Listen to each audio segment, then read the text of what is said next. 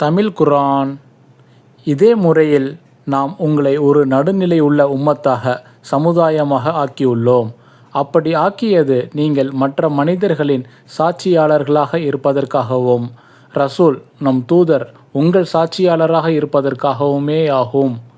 யார் நம் தூதரை பின்பற்றுகிறார்கள், யார் அவரை பின்பற்றாமல் தம் இரு குதிங்கால்கள் மீது பின் திரும்பி செல்கிறார்கள் என்பதை அறிவித்து விடுவான் வேண்டி கிப்லாவை நிர்ணயித்தோம்.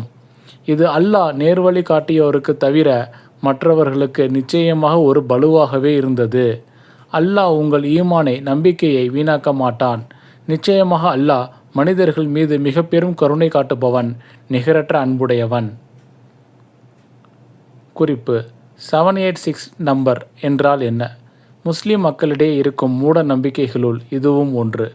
பிஸ்மில்லாஹிர் ரஹ்மானிர் ரஹீம், இறைவனின் திருப்பெயரால் துவங்குகிறேன் என்பதை சுருக்கமாக 786 என்கிற எண்கள் மூலம் எழுதி கொள்ளலாம் என்கிற மூட நம்பிக்கை அல்லது தவறான புரிதல். சரியான முறை: எந்த காரியத்தை துவங்கினாலும் பிஸ்மில்லாஹிர் ரஹ்மானிர் ரஹீம் என்று அல்லது தங்களுடைய தாய்மொழியில் தமிழில் இறைவனின் திருப்பெயரால் துவங்குகிறேன் என்று சத்தமாகவோ அல்லது மௌனமாகவோ மனதிற்குள் கூறி அல்லது எழுதி துவங்குவது சிறந்ததாகும். With pronounce or by return.